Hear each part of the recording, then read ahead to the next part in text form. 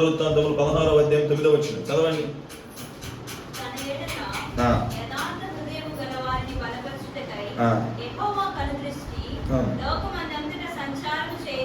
ఎవరిని బలపరుస్తారయ్యా దేవుడు అంటే?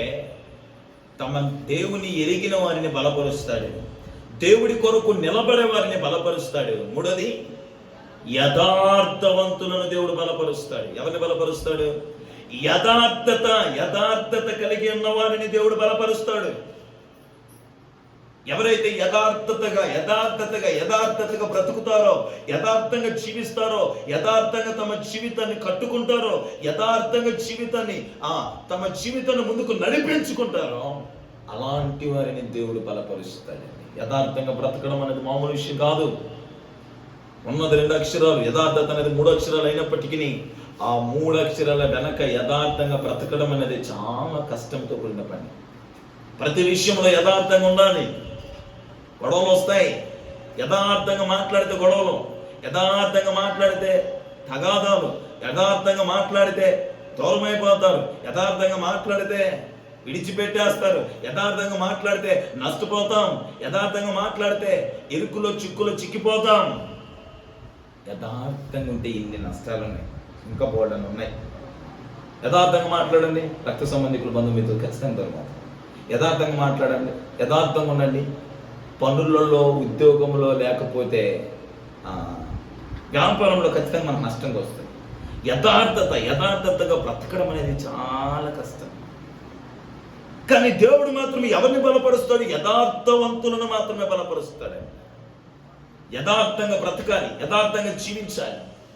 ఏది ఏమైనా, ఏమి జరిగినా, ఏది ఎలా మారినా మన యథార్థతను మనము విడిచిపెట్టకూడదు. హిజ్కియా ఒకరోజు మరణకరమైన రోగము చేత బాధపడుతున్న సమయంలో హిజ్కియా చేసే ప్రార్థన ఏంటి తెలుసా? యథార్థతో నీ దృష్టికి నేను ఎలాగో బ్రతికినానో జ్ఞాపకం చేసుకోవయ్యా. యథార్థంగా నేను భూమి మీద ఎలా బ్రతికానో జ్ఞాపకం చేసుకో. నా యథార్థతను బట్టి నాకు స్వస్థతని ఇమ్మంటాడు. దేవుడు ఆలస్యం లేకుండా తన యథార్థతను చూసిన దేవుడు హిజ్కియాకి 15 సంవత్సరాల ఆయుష్ను పొడిగించి ఆరోగ్యం ఇస్తాడు. యథార్థత కావాలి. క్రైస్తవ సమాజంలో నేడు కనిపించినది, కనుమరుగైపోతున్నది యథార్థత ఉండట్లేదండి. ప్రియ దేవుని సంగమా, ప్రియ దేవుని వారులారా, యథార్థవంతులంగా మనం బ్రతుకుదాం. మన యథార్థతను బట్టి కొంతమందికి నచ్చం, పర్వాలేదు. మన యథార్థతను బట్టి కొంతమందికి ఇష్టపడరు, పర్వాలేదు.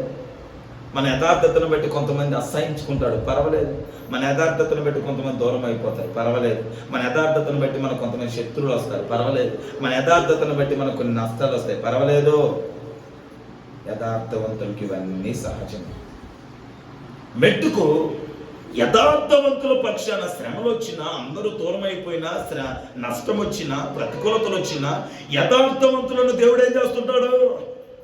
బలపరుస్తాడు. ఇంకా అంతకంటే ఇంకేం కావాలి? యథార్థవంతులను దేవుడు బలపరుస్తుంటాడు. చాలు కదా, దేవుడు బలపరిస్తే చాలు. చిన్న వాటి కోసం యథార్థతను కోల్పోతాడు. అంటే ఏమన్నా అనుకుంటాడేమో, యథార్థతను కోల్పోయి వాళ్ళకు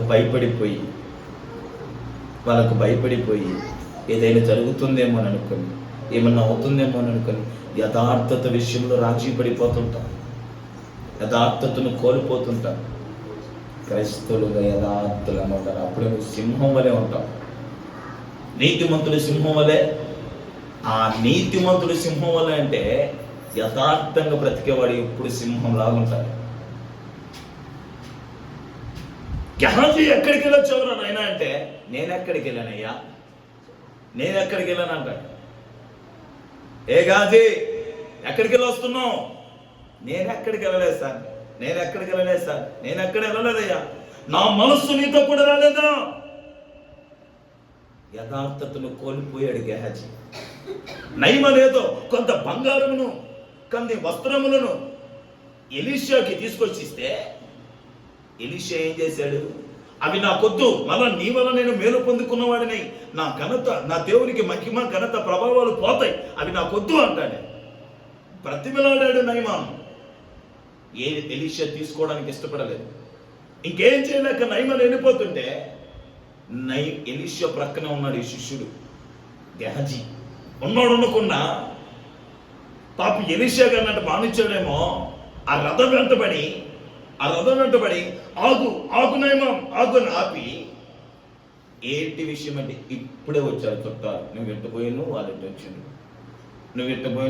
వచ్చిండ్రు, మా గురువు గారు మీ దగ్గర ఏది వద్దన్నాడు, ఆ వస్తువులు అవన్నీ ఆ బట్టలు అవన్నీ తీసుకురమ్మన్నాడు, ఆ బంగారం అంతా తీసుకురమ్మన్నాడని తీసుకొచ్చుకొని గొంతులో భద్రంగా పెట్టుకొని మొత్తం దాచిపెట్టి, మొత్తానికైతే ఈ బంగారాన్ని దాచిపెట్టి ఏమి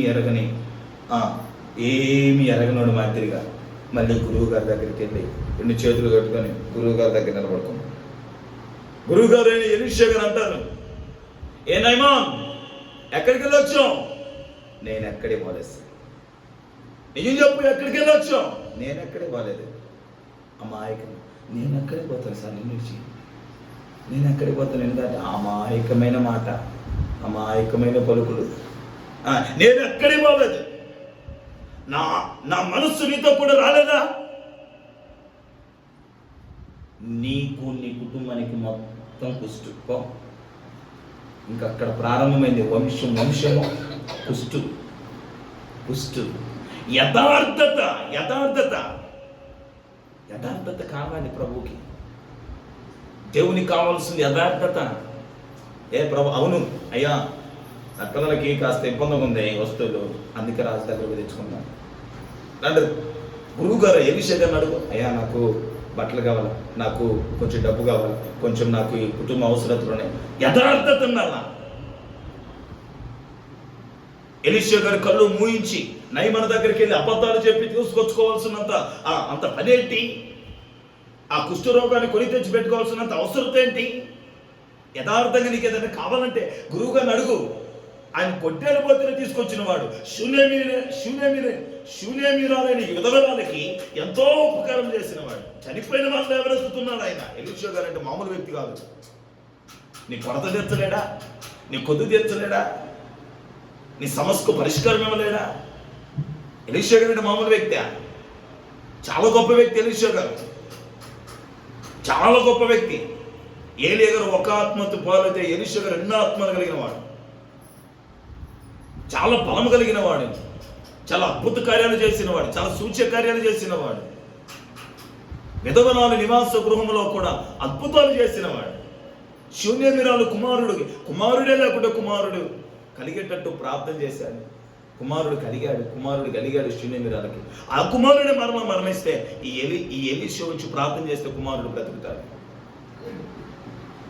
ఇలాంటి గొప్ప ఆయన అక్కడుంటే ఆయన దగ్గరికి వెళ్ళి ఇతడేం చేస్తున్నాడు? డ్రామాలు ఆడుతున్నాడు.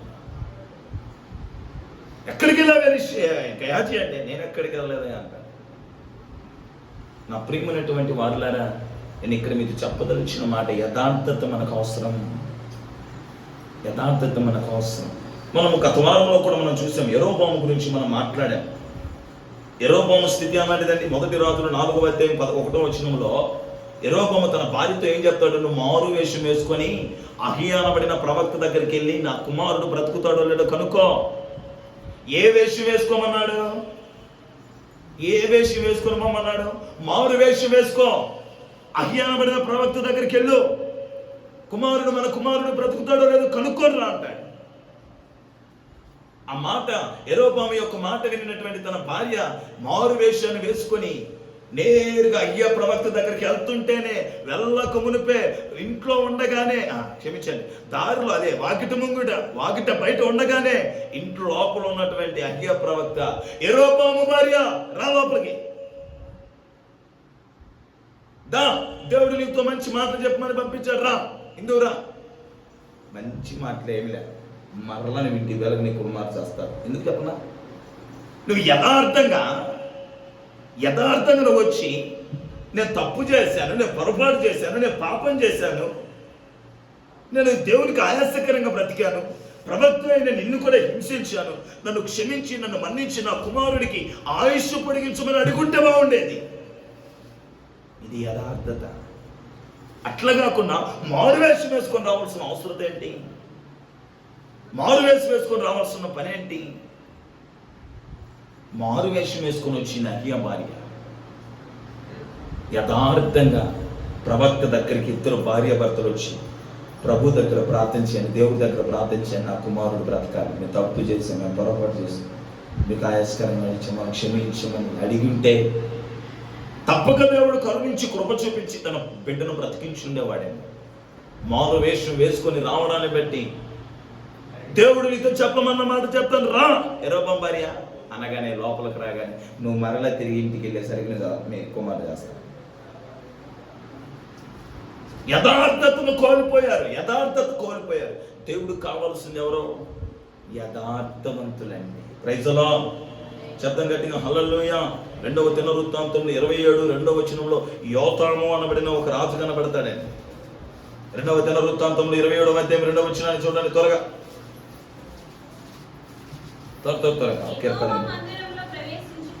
యెహోవా మందిరంలో ప్రవేశించుట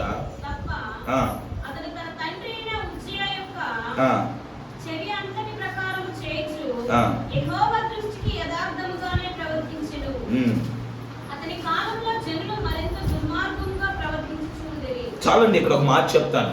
యోతాము అనబడిన రాజు బ్రతుకుతున్నటువంటి దినాలలో, రాజుగా పరిపాలన చేస్తున్నటువంటి దినాలలో ఇతను ఎలా ఉన్నాడంట? ఎలాగున్నాడు ఇతను? చెప్పండి. యోతాము ఎలా ఉన్నాడు? యథార్థంగా ఉన్నాడు. చుట్టూ ఉన్న ప్రజలు ఎలా ఉన్నారు? దుర్మార్గంగా ఉన్నారు. దుర్మార్గుల మధ్యలో మనోడు ఎలా ఉన్నాడు? ఇప్పుడు దేవుడి మనస్సు ఎవడి మీద నిలిచింది? అది చుట్టూ దుర్మార్గులు అంటే వాళ్ళ మధ్యలో మనోడు తమ యథార్థతను కాపాడుకుంటున్నాడండి. ఏమన్న విషయమా? నేను యథార్థంగా ఉందాం అనుకుంటున్నాను, కానీ వాళ్ళు బాగలేరు, వీళ్ళు బాగలేరు, పక్కింటోళ్ళు బాగలేరు, ఎదురింటోళ్ళు బాగలేరు, పుల్లమ్మ బాగలేదు, ఎల్లమ్మ బాగలేదు, ఆ అమ్మ బాగలేదు, ఈ అమ్మ బాగలేదు. మేము యథార్థంగా ఉండాలనుకుంటున్నాం, వీళ్ళు ఉండట్లేదే. మేము యథార్థంగా బ్రతకాలనుకుంటున్నాం, వీళ్ళు బ్రతకనేట్లేదే. ఇక్కడున్న పరిస్థితులను బట్టి యథార్థంగా బ్రతకడం కష్టమన్నయ్యా. ఇక్కడున్న ఆ మనుషుల స్థితిగతిని బట్టి యథార్థంగా బ్రతకడం కష్టం పాస్టర్ గారు. ఇక్కడ యథార్థంగా బ్రతికితే నచ్చరు, రారు, మా దగ్గరికి రారు, మమ్మల్ని ఇష్టపడరు, మాకేమీ జరగదు, మాకేం మేలు ఉండదు. ఇక్కడ యథార్థత కష్టము. మీరేమో యథార్థంగా ఉండమంటారు, ఈడేమో యథార్థంగా బతికితే కష్టం. కానీ యోతాము అనబడిన ఒక రాజు ఉన్నాడు, చుట్టూ దుర్మార్గులు, మనోడు ఒక్కడు మాత్రమే యథార్థతను కలిగి బ్రతుకుతున్నాడు. ఇది అద్భుతం. యథార్థతను కలిగి బ్రతుకుతున్నాడు. దుర్మార్గుల మధ్యలో బ్రతుకుతున్నప్పటికీ, యథార్థత లేని వారి మధ్యలో బ్రతుకుతున్నప్పటికీ, యథార్థత కనుమరుగైపోయినటువంటి మనుష్యుల మధ్య జీవిస్తున్నప్పటికీ తన యథార్థతనైతే పోగొట్టుకోలేదు యోతాము.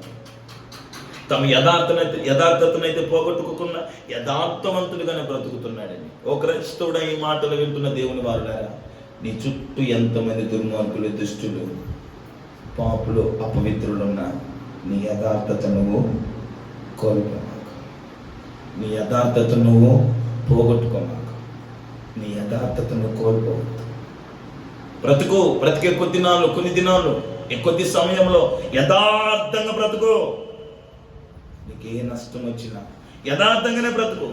ఏ కష్టం వచ్చినా యథార్థంగానే బ్రతుకు. ఏ కీడు పొంచి ఉన్నా యథార్థంగానే బ్రతుకు. ఏ అపాయం వస్తుందన్నా యథార్థంగానే బ్రతుకు. పరిస్థితులు తారుమారైనా యథార్థతను విడిచిపెట్టకు. యథార్థతను కలిగి బ్రతుకు. నిన్ను మాత్రం నా దేవుడు ఏం చేస్తుంటాడు? బలపరుస్తూనే ఉంటాడు. నువ్వు యథార్థంగా బ్రతుకుతుంటే నిన్ను నా దేవుడు బలపరుస్తుంటాడు. ఆయన బలపరిస్తే నీ ఎదుట, నీ ముందుట ఎవ్వడు నిలబడలేదు, ఏ సమస్య నిలబడలేదు. నువ్వు మాత్రం ఎలా బ్రతకాలి? యథార్థవంతుడిగా, యథార్థవంతురాలిగా బ్రతకాలి. 4వ మాటలోకి వెళ్దాం. న్యాయాధిపతుల గ్రంథం 16వ అధ్యాయం 28వ వచనాన్ని త్వరగా. అప్పుడు సంసోను యెహోవా ప్రభువా, దయచేసి నన్ను జ్ఞాపకం చేసుకుని, దేవా ఈసారి మాత్రమే నన్ను బలపరచుము, నాకు 2 కన్నుల నిమిత్తము ఫిలిష్తీయులను ఒక్కమారే దండించి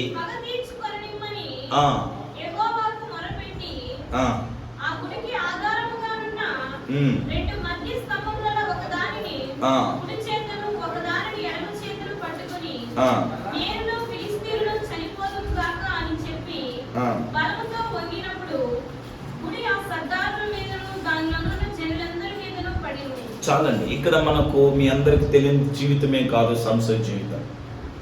ఎలాంటిది సంసోను జీవితం? ఒక లైలా ప్రేమలో పడ్డాడు మనోడు. లైలా ప్రేమలో పడి దేవుని వదిలేశాడు, దేవుని విడిచిపెట్టేశాడు. సంసోను అంట దేవుడు విడిచిపెట్టిన సంగతి సంసోను కూడా తెలియలేదంట. అదే ఉంటుంది లేఖనం.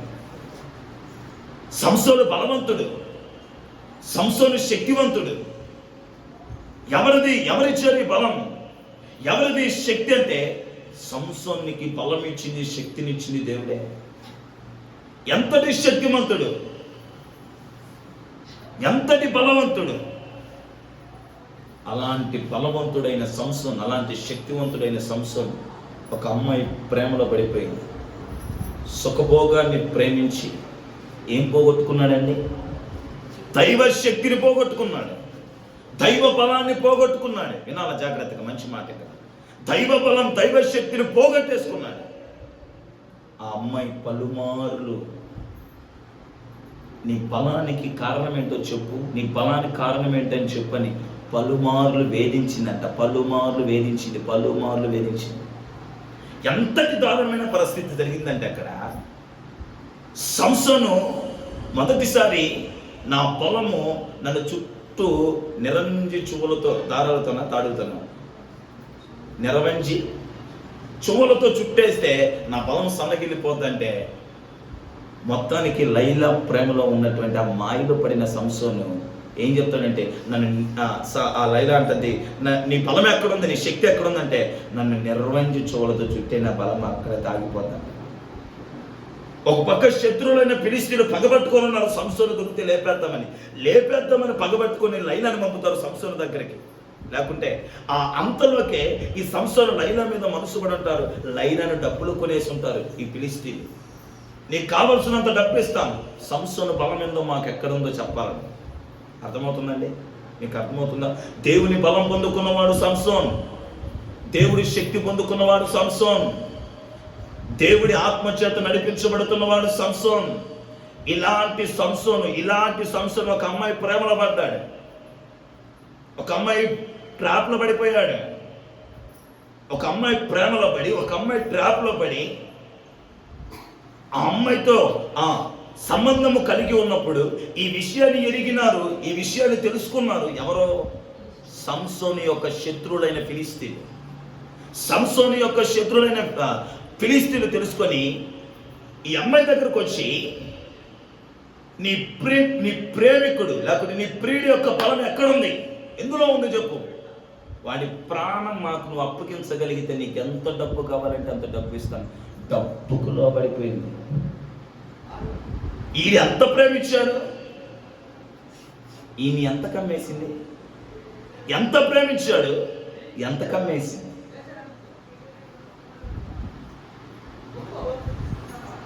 సంసోన్ని డబ్బు కమ్మేసింది, డబ్బు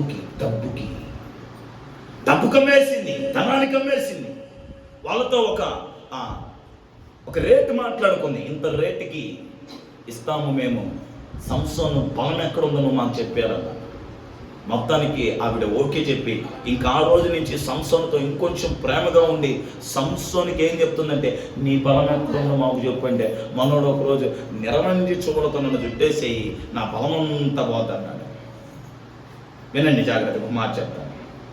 మొత్తానికి సంసోను దెలైలాతో ఉన్నప్పుడు దెలైలా ఏం చేసిందంటే, నిరవంజి చువ్వలతో మొత్తం చుట్టేసి సంసోను మొత్తం కట్టేసి ఫిలిష్తీయులు పిలిపించింది, ఇంక రండి, సంసోను దొరికిపోయాడు, రండి అనగానే వాళ్ళు ఏం చేశారు, గంతులు వేసుకుంటూ ఎగురుకుంటూ దొరికాడ్రా నా శత్రువు దొరికాడ్రా, నా శత్రువు దొరికాడ్రని వెర్రవీగుతా గంతులు వేసుకుంటూ ఓ అని శాంసన్ మీదకి వచ్చి పడగానే మళ్ళీ ఈవిడే గేమ్ ఆడుతుంది. వచ్చారు నీ శత్రువులైన ఫిలిష్తీయులు, ఈవిడే అంటది. రండిని పిలిచింది ఈవిడే. ఎట్టుపోయి నీ శత్రువులు వచ్చారు అని చెప్పేది కూడా ఈవిడే. ఎంత డ్రామా ఆర్టిస్ట్ చేసినవా. ఈయనెత్తరు చావాలా, ఈవిడ మాత్రం ఫస్ట్ వాడు సంస్థకి ఈవిడ చంపేయాల్సింది. ఈ సంస్థను ఫస్ట్ లేచింది చంపేయాల్సింది. చూడండి, గమనించండి ఏం చేస్తాడు. వచ్చాడు నీ శత్రువులు అనగానే మనోడు ఈ నిర్వహించి చోనును కూడా ఆడాడి పికిలించి తెంచేసి తెక్కొట్టుకొని ఒక్కొక్కరు ఉతికారేస్తాడు ఫిలిష్తీయులు. అయిపోయింది, మొదటిసారి అయిపోయింది. ఇప్పుడు ఈడేం చేయాలా. ఎంత మోసం చేసావు నన్ను, ఎంత పగబట్టావు నన్ను చంపాలని ఎంత పెద్ద ప్లాన్ చేసి అనాలా లేదా అట్లా అనకుండా మళ్ళీ ఒళ్ళో పడుకొని డెలైలో ఒళ్ళో పడుకొని ఈసారి నీ బలమేడందో చెప్పవా, ఈసారి నీ బలమేడుతుంటే మరలా ఏం చెప్తాడు. చదవండి ఆ మాటలు మీ దొరికాయా, చదవండి న్యాయాధిపతుల గ్రంథం. అతడు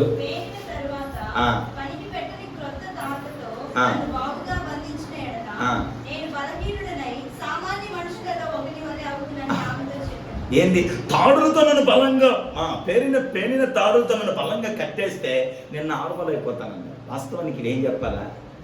మోసం చేస్తావా, ఎంత దుర్మార్గం పని చేస్తావా, నా శత్రువు చేతికి అప్పగిస్తావా, ఎంత పెద్ద కుట్ర పనులు నా మీద అని చెప్పి ఉతికారయ్యాలి తెలియలేదు. లేకపోతే నీకు నీ సామాసం అన్నమని చెప్పి వెళ్ళిపోవాలి. కానీ మనోడు ఏం చేస్తాడు, మళ్ళా ఒళ్ళో పడుకొని ఆవిడ అడుగుతుంది, ఎక్కడుంది నీ అబ్బా నువ్వు అప్పుడు అబద్ధం చెప్పావు, ఇప్పుడు నన్ను నిజం చెప్పావు, అప్పుడు నన్ను మోసం చేసావు, ఇప్పుడు నేను సత్యం చెప్పాను. కానీ మనోడు ఈసారి పేలిన తాళ్ళతో నన్ను కట్టేయి, నా బలం పోయి నేను సామాన్యం అయిపోతున్నా. కానీ నిజమా, ఈసారి చూడు కావాలంటే నిజమంట, ఈసారి తప్పకుండా చూడు అంటే మనోడు ఏం చేశారంటే శుభ్రంగా నిద్రమానిచ్చి తెలని పేలిన తాళ్ళతో బాగా కట్టేస్తాడు. మరలా అదే గేమ్, రండి కట్టేసిన ఈడికి అంటది, మళ్ళీ అవతలమే అంటది, అదిగో ఫిలిష్తీయులు వస్తున్నారు అంటది. ఈడేం చేస్తాడు, మళ్ళీ ఎక్కడికక్కడి తెంచేసుకొని తగ్గేసుకొని మళ్ళీ ఉతికారేస్తాడు. ఎవరిని? ఫిలిష్తీయుని మళ్ళీ ఉతికారేస్తాడు. ఈసారి ఏం చేయాలి వీడు చెప్పండి, ఈసారి ఏం చేయాలి. హామాను ఊరేసినట్టు వేయాలిగా, హామాను ఊరేసినట్టు వేయాలి లెక్క ప్రకారం. అయితే ఎంత దుర్మార్గమా, ఎంత అన్యాయమా, నా ప్రాణంతో చెలగలాడతావా, నేను ఎంతగా ప్రేమిస్తుంటే, నేను ఎంత ప్రేమించుకుంటే నువ్వు నా ప్రాణంతో చెలగలాడతావు, నా బ్రతుకుని పాడు చేయాలని, నా జీవితాన్ని పాడు చేయాలని చూస్తావు, నన్ను పాడు చేయాలని చూస్తా. నీ వద్దు, నీ సహవాసం వద్దు, నేను చంపేస్తానని ఎడుకొని నా కంటికి కనబడిన కూడా నేను ఒప్పుకోనని చెప్పి తరిగి కొట్టాలి. కానీ మనోడు ఏం చేశాడు, మళ్ళీ పోయిండు. మూడోసారి కూడా పోయిండు. పోయి మళ్ళా ఒళ్ళో పడుకొని ఈసారి జోరుపాట పాడినాము. అక్క జోరుపాట పాడి ఉండొచ్చావు. జోరుపాట అంతా అయిపోయినాక నీ బలమేడంది అని అడుగుతుంది. అక్కడ రాయబడిన ఓడంట ప్రాణం విసిగిపోయిందంట. ప్రాణం మీద ఇంకా మనోడికి లేదు, ఆశ లేదు. ప్రాణం విసికెత్తిపోయి నా వెంట్రుకలో నా బలం ఉందని చెప్పేసి విసిగిపోయి ఎక్కడికి తీసుకెళ్ళిపోయింది వేశ్యా సంసోన్ని? ఎక్కడికి తీసుకెళ్ళిపోయింది? బ్రతుకు మీద ఫస్ట్ ఏమో సుఖపెట్టి మెట్టుకి ఆడికి తీసుకొచ్చింది, సావు దగ్గర తీసుకొచ్చింది. ప్రాణం మీద విరక్తి పుట్టేటట్టు చేసింది, జీవితం మీద అస్థైర్యం పుట్టేటట్టు చేసింది, చస్తే మేలన్నట్టు చేసింది. ఇందుకు కారణం ఎవరు? లైలా.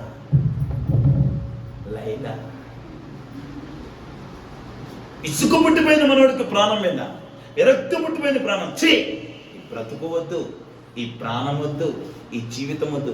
మనోడు వయసు ఎంత? ముసలోడా? యవనస్తుడు. మనోడు పట్ల దేవుడికి ఒక ప్రణాళిక ఉంది. మామూలు వ్యక్తిగా సంవత్సరం నాచీరు చేయబడిన వాడు. ఒక ప్రణాళిక ఉంది, ఒక చిత్తం ఉంది, ఒక సంకల్పం ఉంది, ఒక ఉద్దేశం ఉంది. ఆ ప్రణాళికతో, ఒక ఉద్దేశంతో, ఒక సంకల్పంతో సంసోను దేవుడు భూమి మీద పుట్టించాడు. సంసోను భూమి మీదకి వచ్చాడు. దేవుని కంటే ఒక ప్రణాళిక ఉంది, దేవుని కంటే ఒక చిత్తం ఉంది, దేవుని కంటే ఒక ఉద్దేశం ఉంది. కానీ ఈ వయసు ఏం చేసేసింది? మనల్ని ప్రాణం మీద విరక్తి పుట్టేలా చేసింది, ప్రాణం మీదనే కష్టపెట్టేలా చేసింది. ఈ బతుకొద్దు, చచ్చిపో చచ్చిపో చచ్చిపో అన్న స్థితికి వచ్చేసి ప్రాణం మీద హోప్ లేనాడే సస్తే మేలనుకొని నా వెంట్రుకలు నా శక్తి ఉందని చెప్పేసి. ఎంత దారుణమో చూడండి. అబ్బా అనుకుంటేనే భయానకంగా ఉంది. ఫస్ట్ సుఖపెట్టి చివరికి ఎక్కడ పెట్టింది? ప్రాణానికి ఎసురు పెట్టింది. 2 సార్లు నీ ప్రాణం నేను తీస్తున్నానని చూపించింది. మనోడు ఏం చేశాడు? కనుక్కోలేకపోయాడు. నీ ప్రాణాన్ని డబ్బుతో కొనేసానని చూపించింది. మనోడు ఏం చేశాడు? కనుక్కోలేకపోయాడు. మాయలో ఉన్నాడు, మైకంలో ఉన్నాడు, మత్తులో ఉన్నాడు. ఏం అర్థం కావట్లా, మాయలో మత్తులో ఏం అర్థం కావట్లా. అదేందో తడిసిన గొంతు కోసేస్తాంటది కదా, దేంతో? తడిసిన దానితోనా? నేను చెప్పమ్మ, నాకు గుర్తురాదు. తడి కొడుతూ గొంతు కోసేస్తాను కదా, అది జరుగుతుంది. సంసోను పరిస్థితి అది. 3వసారికి విసుకెత్తిపోయి వేసారిపోయి నా బలము నా వెంట్రుకలో ఉందనగా మరలా ఆ ఒళ్ళో పండుకొని మత్తులోకి వెళ్ళిపోయాడు. మనవాడు బార్బరోని పిలుచుకొచ్చింది, గుండు కొట్టాడు శుభ్రంగా. శాంసన్ మళ్ళా రండి అని ఫిలిష్తీయులను పిలిపించింది. రండి, ఈసారి అయిపోయింది మనోడి పని, ఇంకా రండి అని ఫిలిష్తీయులను పిలిపించింది. ఈడికొచ్చి అదిగో ఫిలిష్తీయులని లేయాలనుకుంటున్నాడు, లేయలేకపోతున్నాడు. పోట్లాడాలనుకుంటున్నాడు, పోట్లాడలేకపోతున్నాడు. ఎంతటి బలహీనుడు, ఎంత బలహీనుడైపోయాడు, ఎంత శక్తిమంతుడు, ఎంత శక్తిహీనుడైపోయాడు, ఎంత దైవాత్మ చేత నింపబడిన వాడు, ఎంత దయనీయమైన స్థితికి వెళ్ళిపోయాడు, ఎంత పవర్ఫుల్ క్యాండిడేట్. మనోడు వస్తున్నాడంటే ఒక్కొక్కరికి వణుకు, వెన్నులో వణుకు. ఎలా మారిపోయాడు? ఎవరి వలన? ఒక వేశ్య తన జీవితాన్ని పతనం చేసేసింది, తన బ్రతుకును పతనం చేసింది, తన జీవితంతో ఆటలాడింది, తన బ్రతుకుతో ఆటలాడింది, ప్రాణాలతో చెలగాటమాడింది. హృదయం ద్రవించిపోయే విషయం. అంతటి బలాఢ్యుడు ఏమయ్యాడు తెలుసా? వచ్చారు, మనోడి శక్తి పోయింది, బలం పోయింది, సామర్థ్యత పోయింది. దేవుడు మనోడిని వదిలేశాడు. అర్థం ఏంటంటే అక్కడ శక్తి పోయింది, బలం పోయింది, బలహీనుడైపోయి సామాన్యుడయ్యాడంటే అర్థం ఎంట్రుకలో లేదు బలం, దేవుడు వదిలేశాడు. ఇంకొద్దురాను 2 సార్లు నేను వేసి నేను మోసం చేస్తున్నట్టు నేను నీకు బయలుపరిచిన, నువ్వు కనుక్కొని నా వైపు తిరగలేకపోయింది. నువ్వు అవసరం లేదురా, నువ్వు అక్కర్లేదురా, వదిలేశాను. 2 సార్లు నిన్ను ఆవిడ మోసం చేస్తుంది, నా వైపు తిరుగు నీకు ఎన్నోసార్లు అవకాశాలు కల్పించిన, నువ్వు నా వైపు తిరగల. ఇంకా నాకు అవసరం లేదని వదిలేశాను. ఫిలిష్తీయులు వచ్చారు, కట్టేశారు. 2 కళ్ళు కూడా పెరిగానంట. 2 కళ్ళు కూడా పెరిగి ఒక పెద్ద బలవంతుడు కదా అప్పుడు, ఒక పెద్ద రాయి, అందులో ఒకటి ఉంటుంది రొబ్బు రోలు. మనోడికి దానికి చేతికిచ్చి రోజు ఇంకా దాని చుట్టూ తిరుగుతూ ఉంటే ఫిలిష్తీయుల్ని అంత దయనీయమైన స్థితికి వెళ్ళిపోయాడు. మనోడు రుబ్బుకునే స్థితికి వెళ్ళిపోయాడు. ఎక్కడి నుంచి అక్కడికి వెళ్ళిపోయాడు. ఒక వేశ్య చేతిలో పడి కొల్ల అయిపోయాడు. బ్రతుకు చిందరబందరం అయిపోయింది. 2 కళ్ళు లేవు, యవ్వనకాలం అండి, 2 కళ్ళు లేవు. రుబ్బుకునే స్థితికి వచ్చాడు. రుబ్బుకుంటున్నాడు. ఒకరోజు ఫిలిష్తీయులకు పండగ వచ్చింది. ఆ పండగలు బాగా ఆనందించాలి, సంతోషించాలి. సంసోను తీసుకెళ్ళిపోయి ఆకాశానికి భూమికి మధ్యన అటు ఇటు వాళ్ళ దేవతకి ఎదురుగా కట్టేశారండి. ఇలా కట్టేసి శాంసన్ ఇలా కట్టేయబడ్డాడు. కళ్ళు కనబడట్లేదు, కళ్ళెంటే రక్తం కారుతుంది. అనేక దెబ్బలు, అనేక రకాలుగా మనల్ని హింసించేశారు, కొట్టేశారు, ఊసేశారు, అవమానించేశారు. ఇలా నిలబడిపోయారు. మనోడిని చూస్తూ ఎక్కిరిస్తూ వాళ్ళ పండగ చేసుకుంటున్నారు. ఎక్కిరిస్తూ హేళన చేస్తూ నవ్వుతూ ఎక్కిరిస్తున్నారు, ఎగతాళి చేస్తున్నారు, హేళన చేస్తున్నారు, అవమానిస్తున్నారు. ఇదిగోరా సాంసను మనం తరిగి కొట్టినాడు, పురిచినట్టున్నాడు. ఎంజాయ్ వాడిని సాంసన్ అలా అవమానిస్తూ ఎక్కిరిస్తూ హేళన చేస్తూ నవ్వుకుంటూ పార్టీలు చేసుకుంటున్నారు. పిలిస్తే సంబరాలు మునిగిపోతే అప్పుడు వచ్చింది సాంసన్కి బుద్ధి. చావు బ్రతుకులు దాకపోయిన తర్వాత సాంసన్కి బుద్ధి వచ్చి అట్లా ఆ స్తంభాలకి ఆ గుడిలకి అలా కత్తి వేయబడి ఉంటే అప్పుడు చేస్తారు ప్రార్థన. పశ్చాత్తాపం వస్తుంది సాంసన్కి. తప్పు అప్పుడు తెలుసుకుంటాడు సాంసన్, పొరపాటు అప్పుడు తెలుసుకుంటాడు, వేసిన తప్పటాడుకు అప్పుడు తెలుసుకొని రియలైజ్ అయ్యి నన్ను క్షమించి, నన్ను మన్నించి, నన్ను కనికరించి ఒక్కసారి బలపరచు, ఒక్కసారి నేను చేస్తా, వీళ్ళందరినీ లేపేస్తా, ఒక్కసారి బలపరచు అంటే అప్పుడంట సాంసన్కి మరలా వెంట్రుకలు మొదలయ్యాయంటే పశ్చాత్తాపం ఎప్పుడు పొందాడో, క్షమాపణ గుణం ఎప్పుడు పొందాడో, తన తప్పును తను తెలుసుకొని, తన పొరపాటును తను తెలుసుకొని, తను వేసిన తప్పటడుగును ఎప్పుడైతే తెలుసుకొని దేవుడి దగ్గరకు వచ్చి పశ్చాత్తాపడాడో, దేవుడు మరలా సాంసన్ కరుణించాడు. దేవుడు మరలా సాంసన్ మీద దయ చూపించాడు. దేవుడు మరలా సాంసన్ని బలపరిచాడు. అక్కడ ఉన్న లేఖనమే ఇప్పుడు దాకా నేను చెప్పిన లేఖనం. ఏం లేఖనం అంటే సాంసన్ని ప్రార్థన చేస్తాడు, ప్రభువా నన్ను క్షమించి, నన్ను మన్నించండి. పశ్చాత్తాపంతో కూడిన ప్రార్థన చేయగా సాంసన్ని దేవుడు క్షమించి మన్నించి మరలా సాంసన్ బలపరుస్తాడు. ఎవరిని దేవుడు బలపరుస్తాడు? పశ్చాత్తాపం కలిగిన వారిని దేవుడు బలపరుస్తాడు. పశ్చాత్తాపం ఉండాలి జీవితంలో. ప్రతి ఒక్కరిని ఎక్కడో చోట తప్పటడుగులు, తప్పిదాలు, పొరపాట్లు చేస్తూనే ఉంటాం. అవి ప్రారంభంలో ఉన్నప్పుడే నన్ను క్షమించగా, నీకు ఆయాస్కరంగానే నడిచాను, నీకు వ్యతిరేకంగా నేను నడిచాను, నీకు విరుద్ధంగా నేను పాపం చేసి నన్ను క్షమించాను. పశ్చాత్తాపడితే కృప కలిగిన దేవుడు క్షమించి మన్నించి వదిలేస్తాడు, బలపరుస్తాడు. క్షమించి మన్నించి నేను బలపరుస్తాడు. ఆ పశ్చాత్తాపం అనేది లేకుండా ఇంకా ముందుకెళ్ళిపోతే నీ జీవితం పతనాస్థితికి వెళ్ళిపోతుంది. మొదటి సమయాలు గ్రంథం 7వ అధ్యాయం 6వ వచనం తీయొద్దు. ఇశ్రాయేలు ప్రజలు పలుమార్లు ఫిలిష్తీయుల చేతులు ఓడిపోతున్నారు. సమయాలు వచ్చాడు, మీ ఓటమి కారణం ఏంటో తెలుసా? మీ పాపాలని మీ హృదయంలో పెట్టుకొని, మీ బతుకులో పెట్టుకొని, మీ జీవితంలో పెట్టుకొని వాళ్ళతో పోట్లాడకపోతే మీరు ఓడిపోక మీకు విజయం ఎక్కడ వస్తుంది? పాపాలన్నీ హృదయంలో ఉన్నాయి, పాపాన్ని హృదయంలో మోసుకుంటున్నావు, పాపాన్ని జరిగిస్తూ పోతున్నావు వాళ్ళ మీదకి యుద్ధానికి. నీకు విజయం ఎక్కడొస్తుంది? నీకు జయం ఎక్కడొస్తుంది? మీ పాపాలను ఉపవాసం ఉండి మీ పాపాలను మీరు ఒప్పుకొని అప్పుడు వెళ్ళండి యుద్ధానికి. విజయం రాకున్నప్పుడు అడగండి అన్నాడు సమూయేలు మాటను బట్టి, ప్రవక్త అయిన సమూయేలు మాటను బట్టి ఇశ్రాయేలు ప్రజలందరూ దేవుని సన్నిధిలోకి వెళ్ళి ఉపవాసం ఉండి, అయ్యా నీ దృష్టికి మేము పాపం చేశాం, మేము పాపాత్ములమే అని ఎప్పుడైతే ప్రార్థన చేశారో, ఎప్పుడు ఫిలిష్తీయుల చేతిలో ఓడిపోతున్న ఇశ్రాయేలుకు ప్రారంభమైంది విజయం. ఓటమిలో, అపజయాలలో, ప్రాణాలు కోల్పోతున్న స్థితిలో నుంచి ఇశ్రాయేలు ప్రజల విజయాన్ని మూటగట్టుకోవడం ప్రారంభించారు. జయ జీవితాన్ని ప్రారంభించారు. విజయ పదముల అడుగులు వేయడం ప్రారంభించారు. కారణం వాళ్ళు ఒకటే ఒక ప్రార్థన, మే పాపాత్ములమే, నీకు విరుద్ధంగా వ్యతిరేకంగా మేము పాపం చేశాము, క్షమించు. పశ్చాత్తాపంతో కూడిన ప్రార్థన వాళ్ళకి విజయాన్ని తీసుకొచ్చింది. పశ్చాత్తాపంతో కూడిన ప్రార్థన సాంసన్ని బలపరిచింది. ఇశ్రాయేలుని పశ్చాత్తాపంతో ఉన్న ప్రార్థన బలపరిచింది.